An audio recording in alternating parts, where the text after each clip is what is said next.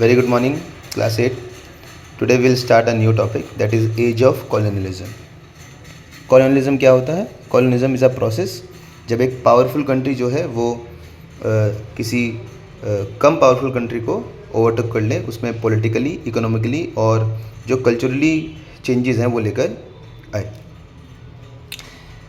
Colonialism start होता है जिसको मॉडर्न कॉलोनिज्म कहते हैं फ्रॉम 1498 और you can say in the 15th century, जब अमेरिका और इंडिया के लिए रूट डिस्कवर किए गए by the explorer of Europe.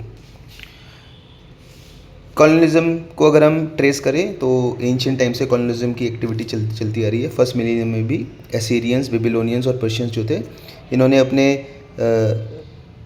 Territory को एक्सपेंड करने के लिए मिलिट्री कॉन्क्वेस्ट की और बहुत सारी अलग अलग जगह पर इन्होंने अपनी कॉलोनीज़ को सेटअप किया. मॉडर्न कॉलोनिज्म जिसको हम पढ़ेंगे इस चैप्टर में, ये 15th सेंचुरी से स्टार्ट होता है और इसी को एज ऑफ डिस्कवरी भी कहते हैं, जब बहुत सारी यूरोपियन पावर जैसे ब्रिटिश, फ्रेंच, स्पेन, पोर्चुगीज़, ये जो थे ये अलग अलग पार्ट ऑफ वर्ल्ड में, जिसमें अफ्रीका, एशिया, अमेरिका, ऑस्ट्रेलिया और पैसिफिक आइलैंड भी हैं, इन सबको कॉन्क्वेस्ट किया. By the late 15th century Portuguese began transporting enslaved Africa to Europe and later to the American. तो पहले स्लेव सिस्टम चला करता था. यहाँ पर हमें बहुत अच्छा डिस्क्राइब किया गया है द ट्रायंगुलर ट्रेड. ये ट्रायंगुलर ट्रेड होता था between Europe, Africa and America in 16th century, जिसमें जो स्लेव्स होते थे वो अफ्रीका और जो एशियन कॉन्टिनेंट है इनसे ट्रांसपोर्ट किए जाते थे टू अमेरिका एंड यूरोप. है 15th सेंचुरी में Portuguese began transporting enslaved Africans to Europe and later to America.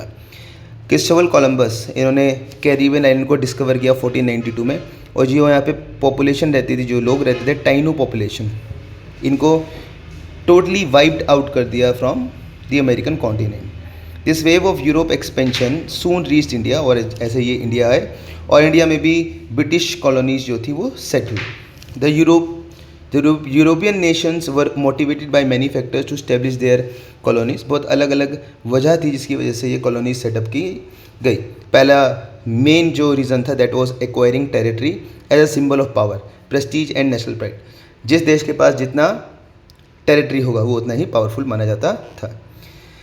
एक कंपटीशन भी था यूरोपियन पावर्स के बीच में, जिसमें वो चाहते थे कि उनके एम्पायर जो है वो ज़्यादा से ज़्यादा एरिया को कंट्रोल करे. साथ ही साथ अगर हम नेक्स्ट रीज़न की बात करें तो स्प्रेड ऑफ क्रिश्चियनिटी को स्प्रेड करने के लिए बहुत सारी मिशनरीज़ खोली गई, स्कूल, चर्चेज़ बनाए गए, और अलग अलग जगह जाकर जहाँ पर क्रिश्चियनिटी प्रिवेल नहीं करती थी, जैसे इंडिया में भी, तो क्रिश्चियनिटी को प्रोग्रेस कराने के लिए ये करा गया. Another driving factor was spirit of adventure. इसके अलावा एडवेंचर और क्यूरियोसिटी जो है, उस टाइम पर एक्सप्लोरर्स बहुत सारे हुआ करते थे जो नए लैंड और रूट्स को फाइंड आउट करने के लिए, साथ ही साथ साइंटिफिक नॉलेज के लिए एक जगह से दूसरी जगह मूव किया करते थे. इन्हीं वजह से यूरोपियन कॉलोनियल एक्सपेंशन जो है वो लॉन्ग लास्टिंग इम्पैक्ट उसका रहा. अब जैसे ही रूट्स डिस्कवर हुए तो गोल्ड, सिल्वर, स्पाइसेस और बहुत सारे अलग अलग जो प्रोडक्ट हैं इनका ट्रांसपोर्ट होना भी स्टार्ट हुआ. नेक्स्ट टॉपिक को हम नेक्स्ट क्लास में पढ़ेंगे. Thank you and have a nice day.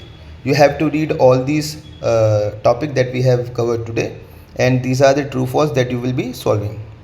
So thank you class and have a nice day.